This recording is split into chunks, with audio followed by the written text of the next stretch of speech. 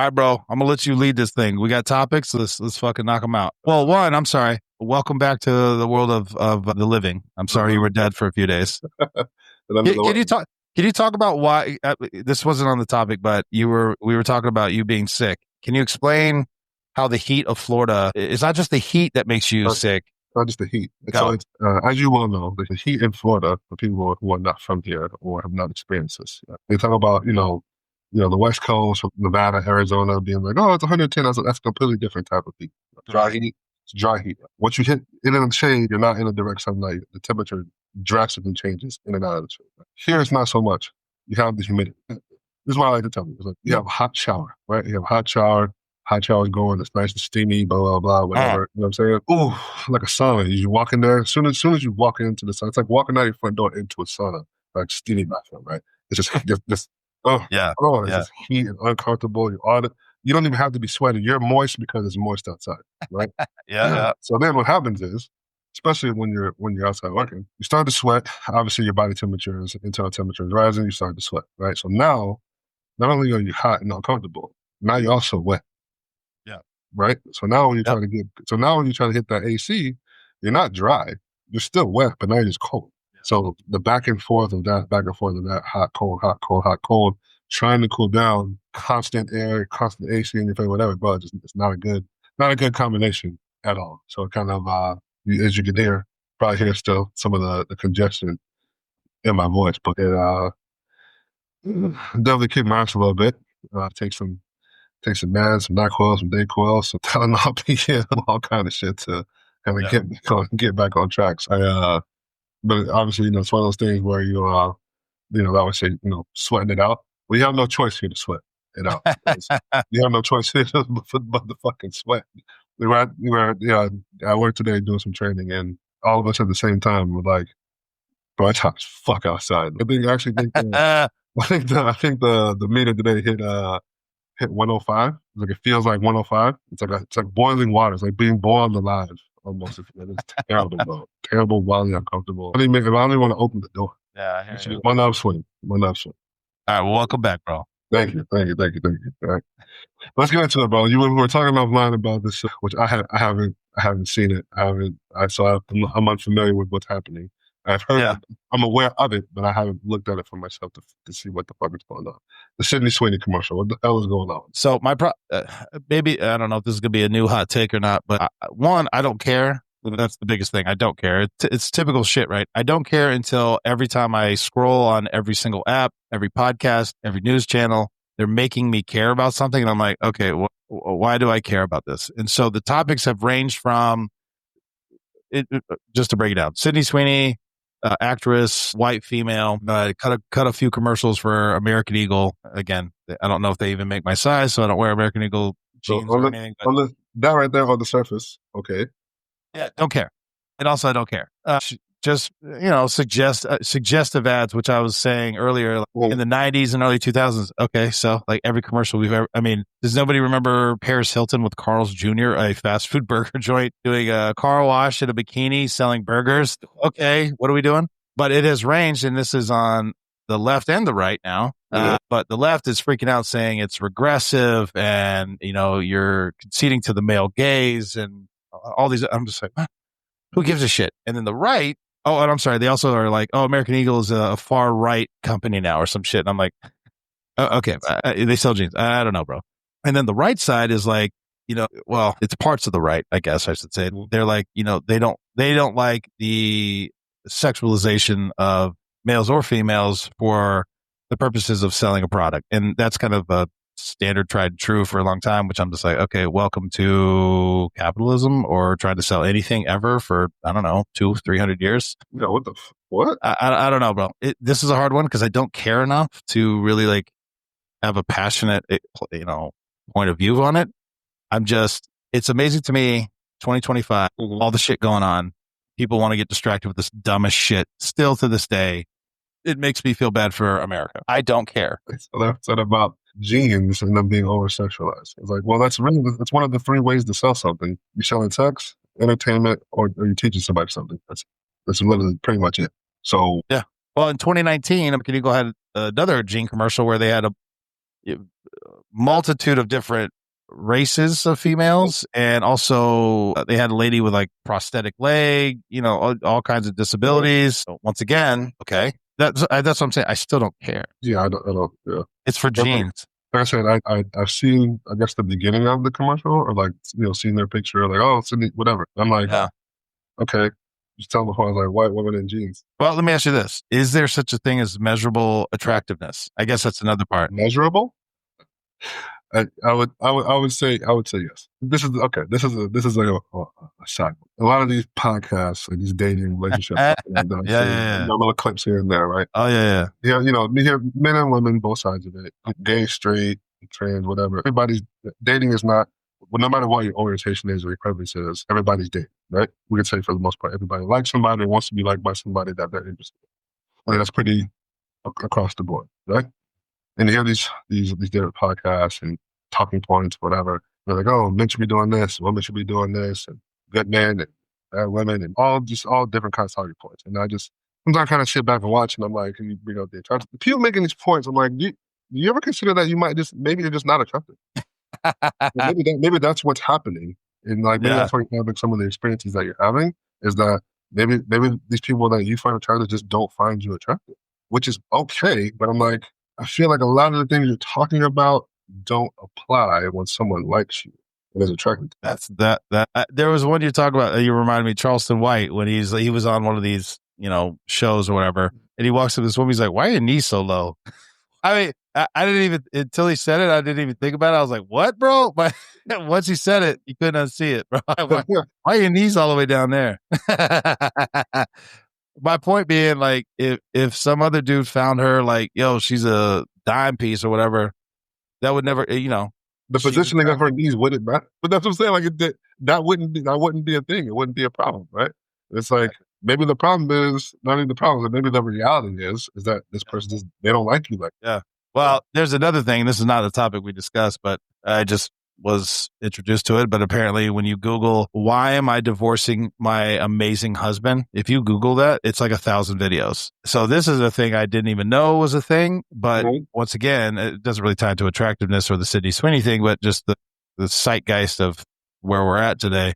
Women are just saying, my husband's amazing. He's great. We have children. He's hardworking, takes care of me. All these things are great, but I just don't feel like I'm getting everything I should be getting out of this relationship, and I need to find myself, or whatever the fucking phraseology is. What does that mean? Again, these are not, hey, I'm in an abusive relationship. None of that stuff. My husband is great, but I want to find something else, so I'm divorcing my husband. And there are thousands of fucking videos. What the fuck is going on, bro? And you wonder why men are just like, I don't give a shit no more. That's interesting to me. Sorry, we didn't talk about that, but just no, but that's I don't. On the surface, I don't understand what that is. I'm like, so do you just not like your husband? It sounds like you just don't like him. Yeah, I know, it's wild shit, man. Or you're not attracted to your husband. So if a man could do everything, according to these own women's testimonies, be everything a husband should be, everything a man should be, and he's not a bum, he's not whatever, and it's still not enough. It's still not fucking enough for you. What possibly could a man do? I know that. I saw this video the other day. I know they said that as a joke, but they're like, Jeff Bezos can't keep his chick happy. What chance do you think you can? Yeah, you're fucked, bro. You're cooked, bro. Yeah, you're done, bro. Like, oh my God. Like, he ain't hitting it right. The richest man in the world. $300 trillion, bro, or $1 billion, whatever. Still not happy. Like, God. It's still not happy, bro. He works too much. Exactly. But when I saw it, I probably sent it to you at some point, but it was like an old pimp, and he was like, yes, and they were doing like an interview, whatever. And he's like, what have you learned from just in your time doing this? He takes a pause, dramatic pause. He's thinking, and he's like, it's the one that he's like, you got to pick the one that likes you, not the one you like. And I was like, huh. He's like, because he's like, the one that likes you will treat you in a way that makes you feel good, makes you feel whole, whatever, right? They'll do, but their focus is, essentially making you happy and, whatever. Yeah. They want to be there. And he's like, but the one that you like, he's like, you'll accept all kinds of things from this person just because you like them. And he's like, that's not conducive in the long run to a long sustaining relationship. I was like, yeah, that's Great advice from a pimp, bro. Great advice from a pimp. Great sound advice. Oh shit, I might take that one to heart. That's pretty good. It's fucking hilarious, bro. We're getting off time, bro. Let's get back. Yeah, I know. I'm sorry. We went on, but that's what I'm saying. I don't care about the Sydney Sweeney thing at all. It's like they're beating me in the face with it for like the last 3 days. Fucking better care, Sydney Sweeney. So you better care. But the Cincinnati thing, I know we've seen it. We've seen it, and I guess I saw an update this morning that they arrested him. Yeah, they made some arrests or whatever. My thing is, and again, it's never obviously not a justification for what we're seeing in the video or whatever, right? But if I go back to that one of my favorite episodes of the Boondocks, where it's Thugnificent, he's telling the story, right, about some shit that he was seeing, when he was a kid or whatever, and he's like, damn, I wonder what he did to make them that mad, bro. I ask myself that question all the time when I see things that are like just so outrageous or like so wild, like so on the far end of a spectrum, and you can see like the rage or like the hate or whatever, the extremeness of this emotion that you're looking at. I'm always like, not that it's a justification, because it's never justifying anything, right? But I'm like, what happened to make somebody that angry to get to that, like to Now, I agree with you. And I'm gonna, matter of fact, you reminded me of a story, but I'm gonna get to my point. Let me tell the story, then I'll get to my point. You remember? I remember that the white dude I wanted to arrest for incitement of rioting or whatever. He was on campus or at the campus housing. Yes, white dude was drunk. Decided it would be a good idea to drive through a predominantly black area and scream racial slurs, tell him to go back to Africa, all this shit.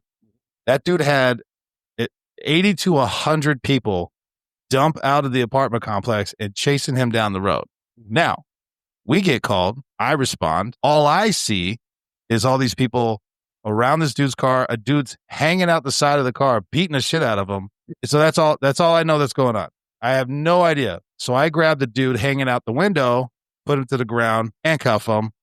The entire audience, I don't know, the group was like, it's not his fault. I was like, just give me a second. Like, I'm just like, and I'm trying to get the driver out. I'm trying like, what the fuck is going on? You figure it out. I get everybody separated. I take the driver, I handcuff him, and I put him in the back seat because I'm like, yo, they're going to kill this dude. I throw him in the back seat of the car, and I'm like, what is going on? And one spokesperson just came out and said, look, this is what's going on. And as he's telling me, my face must have been like, are you shitting me? What happened? And they're like, yes. I was like, damn. So I went immediately over to the guy I had originally put I handcuffed him. I'm like, my bad, bro. I had no idea. He's like, no, man, this is the thing. They all said, no, man, I get it. He goes, but he can't be doing that. That's crazy. And I was like, you are 100% right. 100% right. I remember trying to articulate to the supervisor, because it was chaos, right? I'm like, yo, there's 100 people trying to kill this dude. Like, I don't know what the fuck. So, cops, they all show up. I'm like, it's fine. This is what I'm trying to say, though. They were in a heightened state. They were rightfully angry, but they were all like, problem is solved. Cops are here. Everyone was completely fine. A few people, they started leaving or whatever, but the core of them stayed and said, look, this is what's going on. And I said, we need to arrest this dude for incitement of rioting. Like, this is crazy what he did. And I remember the supervisors basically told me to shut up. I think they ended up arresting him for like a DUI or something, which, bro, that's getting thrown out the window. Anyway, whatever, right? But I remember being so pissed, and I'm like, if anything deserves it, it's this. So back it up to your point. What was the cause? One, I agree. What happened? I don't know. What if that couple just got done smacking the shit out of somebody's kid for no reason? Like you see those videos where people just walk up and hit a toddler or whatever. Justified. Pete, they fucking like, I don't give a shit, right? But we don't know, right? So my point of view is, I fucking hate, and there's nothing I can do about it. Nobody cares what I say. Why does everything have to be boiled down to racism? It's always a race. It's always this. The tables return. I was like, we got to get away from that. What caused this? Now, if we find out, hey, this group saw these people, they were different race, and that's why they beat them up. Listen, it is what it is. It doesn't matter what the races are. But at some point, you got to be like, what happened?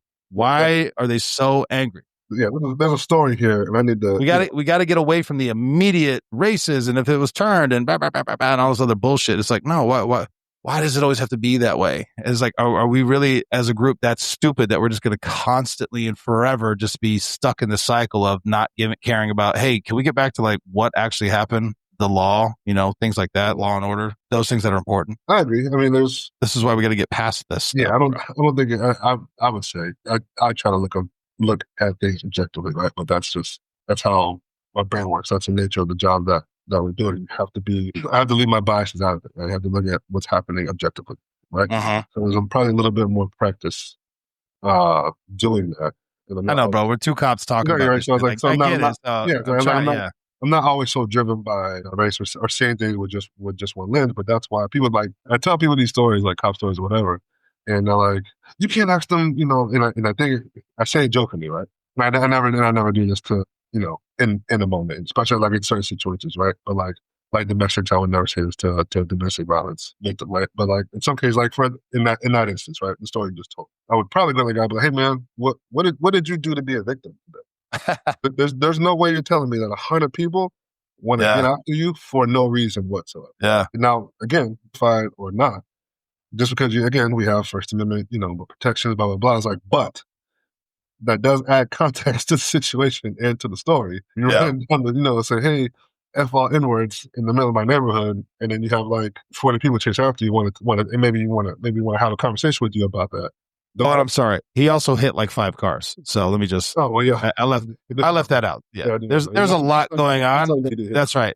I wasn't planning on talking about it, but I'm remembering now. I mean, the dude's actions were egregious. But continue. I'm sorry. Right, but it's like, but I always ask that because I think it's important to add context to any story that you're telling, right? So it's like, you can't just. And we've all had like kerfuffles or bullshit or whatever. Where it's like somebody lost the fight or do whatever. They're like, oh man, they call the cops essentially because they lost the fight that they fucking started. And like, oh, this person punched me, and I'm always like, so let me get this straight. You want me to believe that this person today of all days woke up this morning and decided just to punch you for no reason whatsoever? Today was that day they crashed out for no reason. I'm not saying it went the right or wrong, but you want me to believe that it's for no reason. Well, I mean, I was like, oh, okay, yeah. Tell me the story because I'm going to put it in the report when I write it.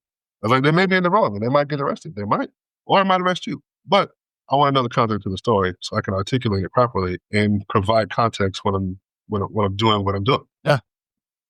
How many times have you heard somebody go, they get victimized? When I say victimized, they get beat up or whatever the fuck's going on, or something stolen or whatever, like rock trades, right? Where they give the dealer their car for a piece of crack, and then they're like, oh, they stole my car. It's like, yeah. But anyway, how many times someone's been victimized and you're like, so what happened? I was just minding my own business, and then they just came out of nowhere and just started beating the hell out of me. Do you live over here? Well, no, I live over here. Okay. Why are you over here? Yeah, it's like, you're driving me crazy.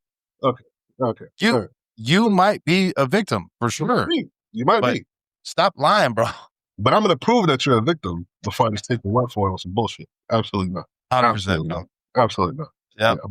But like I said, it's and the way, you know what? And the other reason why I asked that question when I was watching it, typically when you see these things, there's usually someone, right, even within the group who's, for example, in this particular video, right, you would think there's normally something like this. There's usually someone who's like, hey, that's enough.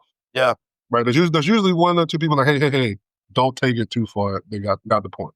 Don't take it too far. Right. From what I saw, this really didn't seem to be any of that going on.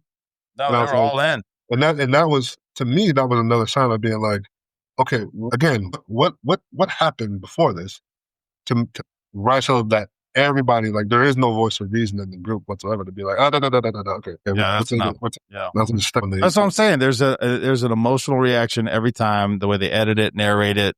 I'm so sick of it. And to your point, it's all over YouTube. There's a bunch of videos, and I'm sure there's more than one. When like two dudes are fighting, and he's like, "Yeah, motherfucker," and he goes like, "Take his chain," and his homeboy goes, "Whoa, don't take his chain. That's robbery. That's a felon." So, that ass whooping, that's a misdemeanor. He deserves that. You steal his chain, that's a robbery, bro. Robbery. Hey, we're not voice of reason, bro. Don't take it too far. Don't take it too far. We came in to whoop his ass. We did that. Now we gotta go. Let's not push the boundaries on that thing. That's funny, bro. But while we're on viral topics, we're talking before about the. And I think, if I can remember correctly, I think this happened around Juneteenth of last year, the boat thing. Yeah, bro. Was it? Yeah, I think it was around Juneteenth. It wasn't a February thing. Where was it? Alabama? Was it Mobile? Right? It was Alabama, Louisiana. It was one of those things. Whatever. It was down there in the deep South, bro. Yeah. So it was like the whole boat thing where I just thought it was crazy. The dude jumped in the water to swim across.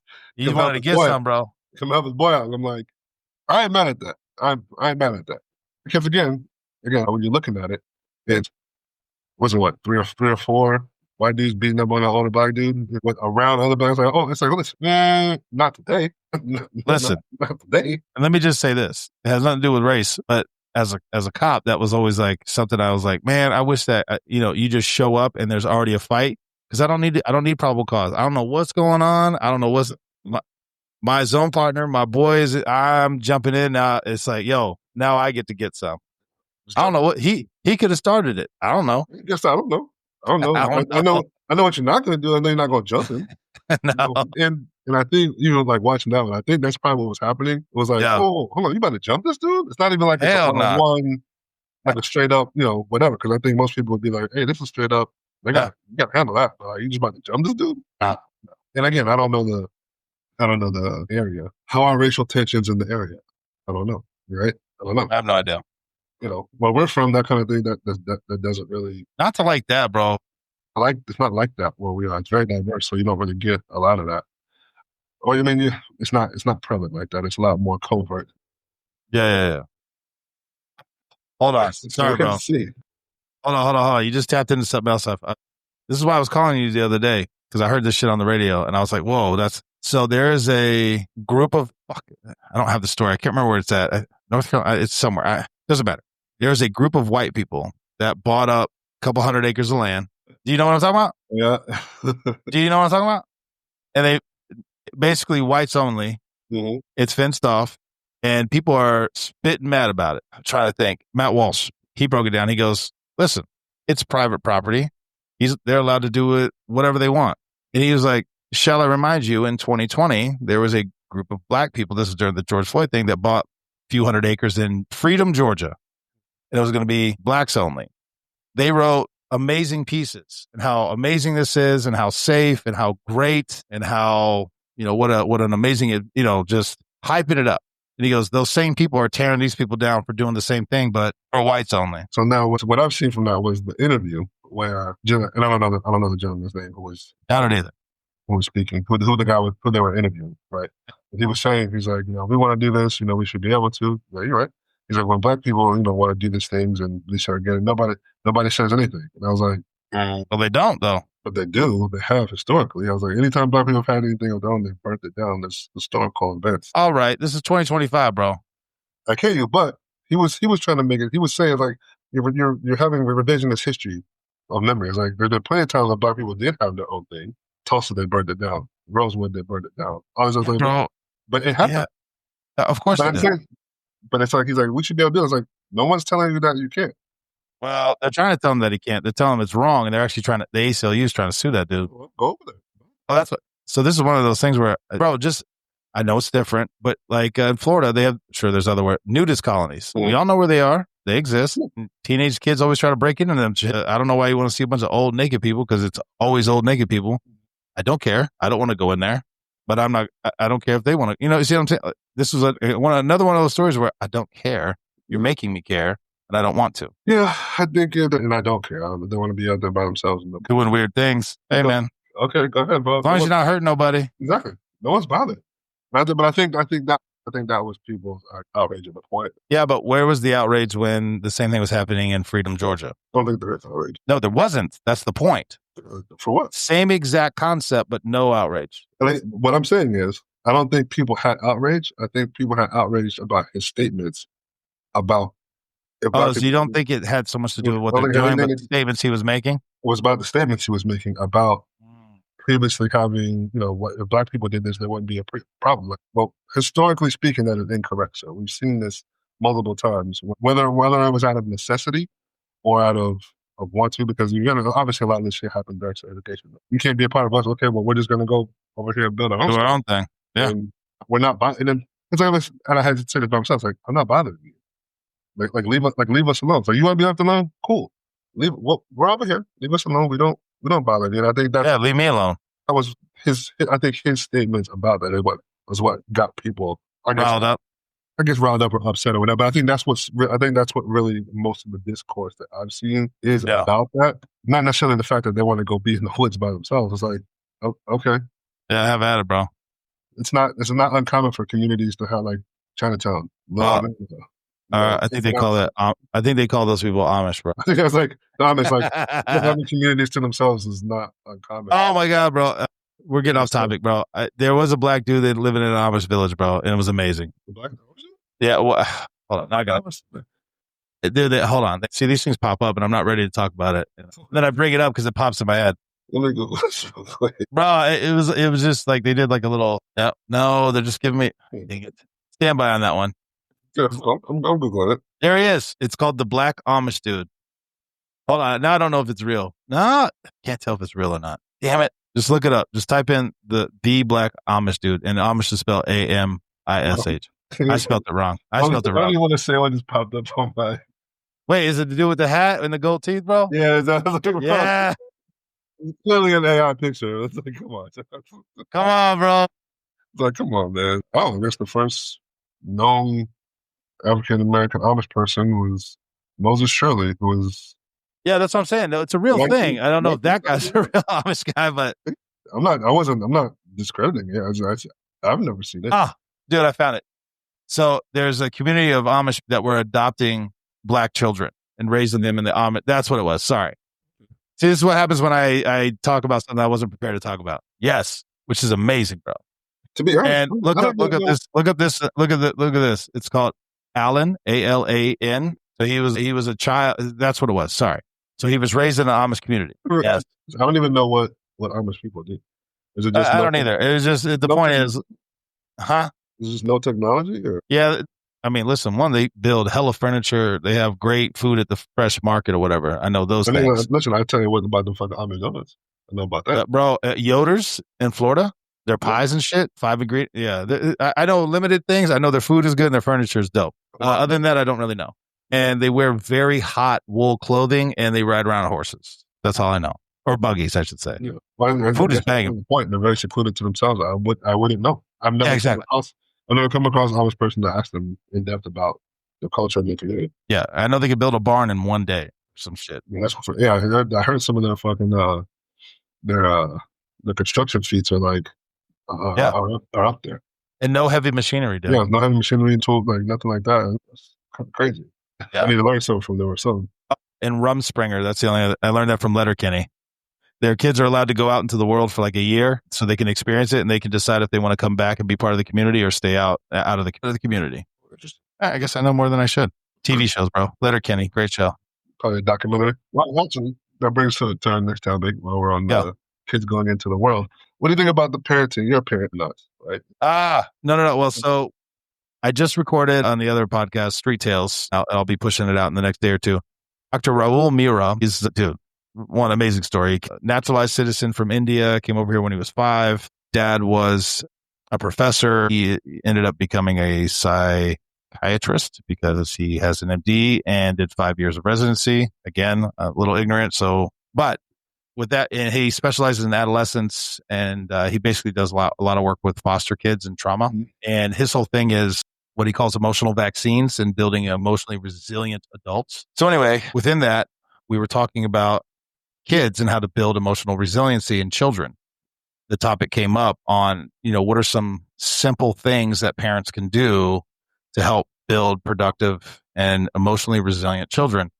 And this is whether so my new term, instead of saying inner city or city or whatever, is going to be populated areas and unpopulated areas, because to me, that's the difference, right? And he said, because some of the things he said is like Maslow's law or whatever, like you need to have food, water, sleep, shelter, and safety or security, however you want to phrase it. And he goes, people in more unpopulated areas, it's not like a one size fits all. He goes, but you need to get outside. Food, safety, and security is another big one. He goes, but a lot of that, he goes, all this has to do with how you parent. He goes, you can put a child in any circumstance, populated, unpopulated, whatever it is. He goes, but if the parents aren't doing certain things right. And one of the things he said, he goes, parents need to get off their phones, which is that's definitely a new, like our generation or younger generation parents now who are on social media more than their kids are probably. He goes, you need to turn off your phone, turn off the TV, talk to your children. And he goes, and again, food, water, sleep. He goes, sleep is a big one. You got to keep your kids off social media. He goes, because that screen, right? That screen, it fucks up the synapses of your brain. And I guess there's studies about it. It'll keep you up. And a lot of kids like to look at their phone before they go to bed. Adults do the same thing, all these things. But he said it was just some very simple things. And he did tie it into law enforcement, because in law enforcement, you're always either tired or you're thinking about casework or you're getting ready for work or whatever it is. He's like, you need to set aside time, put your phone down. And I am super guilty of this. When my kids were younger, the phone would ring because it's either, case stuff, work stuff, whatever it might be, right? I'm always thinking about something else other than my children. Mm-hmm. He goes, you need to give them your undivided attention. Ask them how they're doing. And he was even saying that kids can tell this stuff even from the womb. And I'm tearing it up. I'm doing a terrible job. Listen to the episode. Like I said, it's on Street Tales, but, cause he said that, basically, it might be an unplanned or unexpected pregnancy, right? Not that you've had any run-ins with that, BJ. But we, baby. He goes, but like kids can say, when an infant is born, it's looking at your face. If you're smiling, your intensity, like it's picking up all this stuff, right? It's consuming at a massive rate. And if you love that child, want that child, you're happy for that child, you want to be, it can pick these things up, even with it being nonverbal.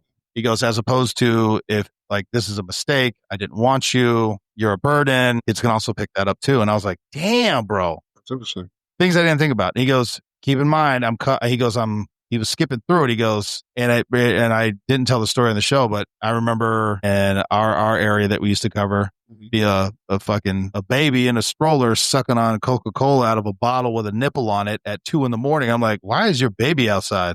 Yeah. Don't tell me how to parent my kid. Like, what are you feeding? Is that soda? He likes it. So anyway, you got to nutrition and sleep are all important things, but he said that, yeah, growing up in a heavily populated area where you hear sirens or potentially gunshots, or he goes, even if you take the criminality out of it, you just have a massive press of people. Mm-hmm. It's very hard to be, especially if they're not part of your community, right? So it's not like, we were just talking about the Amish community. There might be, 100 people, they all know you, but it's kind of like your family, but like in a big city like New York or Tampa, not that they're the same, but anyway, whatever. There's 10,000 people all around you that are strangers. Hard to feel it safe makes like you that. feel unsafe. Yeah, hard to feel safe like that. It was very interesting, dude. And I'm butchering it, but the way he broke it down, I was like, bro, I didn't think about none of that shit.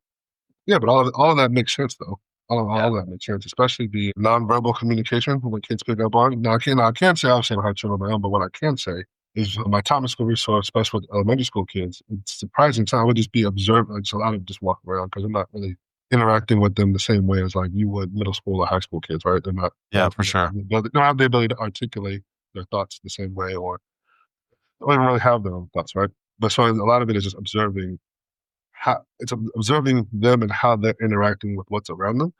And one thing I do remember is how little kids will like just like pick up on cues from other adults. You know what I mean? Like, obviously, like, so if you're in a room and the teacher's upset about something, whatever, and she never has to say anything.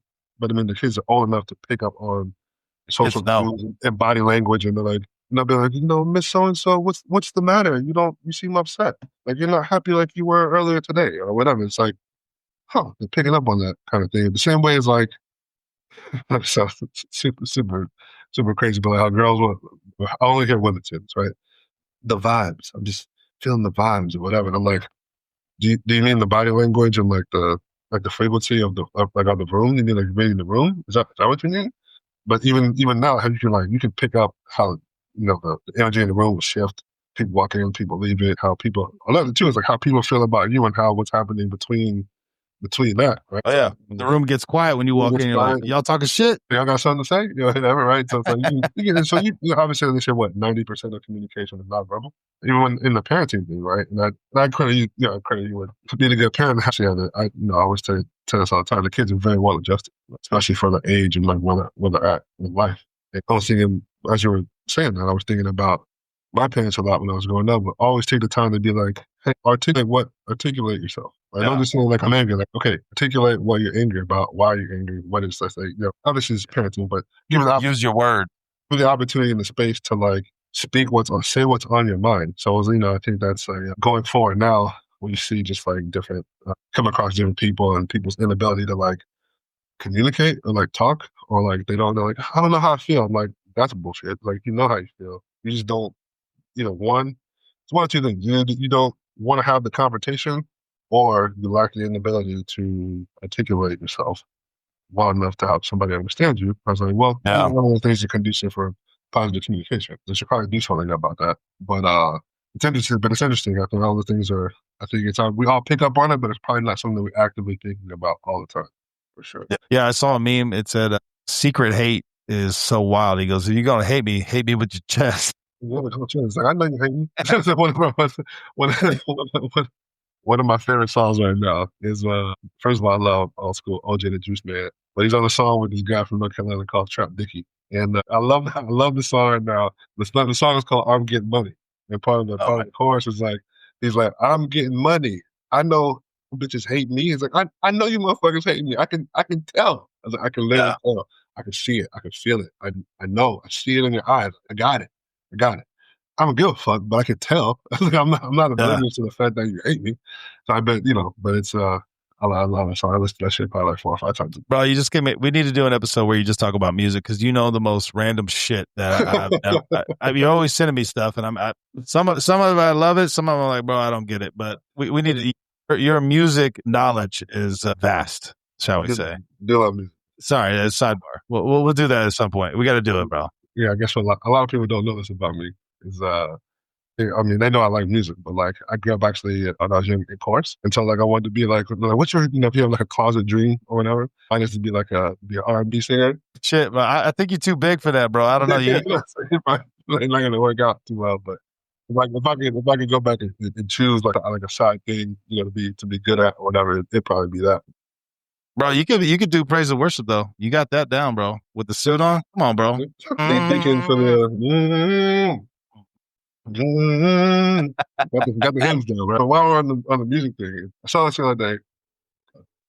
I don't know how familiar you are with the case, but the Tory Lanez thing. So I'm familiar that he was in trouble, but you have dropped some new knowledge on me. And shout out Tory Lanez, freestyle Aiden Ross. That's the extent of my. I mean, I know his music, but like recent shit. Yeah, I love that freestyle. And it's I guess it's trusted. You got some new information to come to light. Yeah. So was he convicted? He was convicted. He was convicted of a gun charge. Okay. Gun charge, right?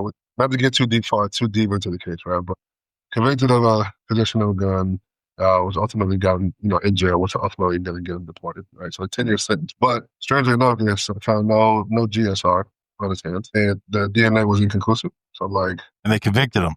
Yeah. So but I guess in the original trial, they did not produce the bodyguard was there as a witness and to give testimony, which was weird because they gave the other girl immunity, but her testimony didn't really match what happened. It was like an independent witness. He kind of saw the whole thing going on and kind of described what he said, what his lawyer said kind of happened. But I guess this this additional witness and maybe some audio is going to shift the way that this thing kind of looks. And I brought that up to say this is that it's interesting because he's actually going to they're going to take a look at the appeal, which doesn't happen, which obviously as we know, which does not happen a lot in court proceedings. It does not. Judges don't like to overstep other judges. No, it does not happen a lot. So the fact that this is coming to this next month, I think it's a pretty big deal. And kind of did he get Young Thug's attorney? Is that what happened? I think he should. I think he should because that guy's a monster, boy. Brian Steele's a monster. He beat 2 RICO cases in the same year, pretty much. Yeah. He's gonna be wearing a chain next time that he goes to court. Maybe the sock after him on his last album. Sorry, getting off topic. But tell me what you're telling me about the Rock Nation stuff, because that to me was like, ooh. Okay, so it's conspiracies, bro. But go ahead. It's conspiracy story-ish. All right, conspiracy theory-ish. Meg Thee Stallion is represented by Rock Nation, right? According to Tory, he was approached by Rock Nation previously to possibly sign some sort of deal, right? Some sort of maybe representation deal, record deal, whatever. Since he declines, I don't want to be a part of it. I'm good. I'm an independent artist. Then I'm good. Not saying that Rock Nation caused this situation, right? It's but the situation happened. And then his claim and his family's claim is that Rock Nation had a lot to do with how the trial went and swaying it and skewing it to the point where he ended up getting convicted off of some evidence where it's I don't know about that one. So it's interesting to see how this plays out, how this goes in the near future. That would be a pretty high level of pettiness that I didn't sign with you, so now I'm going to throw you in prison. Yes, but also what do they stand to lose, or what do they miss out on, or what does he now know that they don't want it? It's kind of like, and we won't get into it. We already said we won't get into it. It's kind of like it has strong Muammar Gaddafi. Oh, bro, don't start doing that, bro. I don't have enough security to do this, bro. Maybe not that level of strangeness. Like similar, this doesn't really line up with what portrayed as now as to what has always been prior to. That's definitely an offline, in person. I have the cell phones off. Yeah, I don't have Joe Rogan security, bro. Yeah. I don't have Navy. I don't have Burn Navy up the paper after you write it down. You know what I'm saying? Yeah. But it gives me that kind of Very interesting. Do we have anything left? not anything particular. You said something earlier, and and I agree with it. I don't know if this is because of, I don't want to say age, but like progressing through life. But I find myself a lot more recently realizing that I just don't care about life. This way, I don't care. And it's not that I don't care in general, right? It's I don't care to care about certain things. So this can be used in many ways, but if you care about anything, you can't care about, if you care about everything, you can't care about anything. Again, convoluted statement, but if you're going to get over your skis on every single thing that pops up all the time, then how can you dedicate yourself to anything that's like what is your core? What is your line in the sand? What are the things that make you, I want to say make you tick, but it's like I don't have enough energy to care about everything. I have too many other things that I actually care about. My children, my work, growing this podcast, my friends, all these things, and kids, and my kids are first. Everything else is in whatever order it comes in. And so the only reason a lot of this stuff bothers me is because it's clearly a shell game. They're trying to disrupt, and they're trying to keep you, hey, look what's going on over here while they fucking do some bullshit over here. Sure. And I just don't have the energy, man. If it doesn't impact my children or my actual life, I don't care, man. It's hard for me to care about. Now, again, when I'm saying that, I just mean like all these bullshit, Sydney Sweeney, or, oh my God, look at these fights, bro. Now, if we start talking like, hey, there's some mass, people hurting kids or killing, old folks or something like, hey, we should care because they're human beings, right? That kind of stuff. But, it kind of ties into this overseas stuff, and people are going to I can have a rational, passionate conversation on how people shouldn't, be killing kids and genocide, but it's like, I care to the extent that we're having the conversation. After that, I need to go take care of my children, go to work, take care of the house. You see what I mean? Like, it's not going to keep me locked up in the bedroom for 5 days or make me go fly over to another country to go join a foreign, like, what are we doing, bro?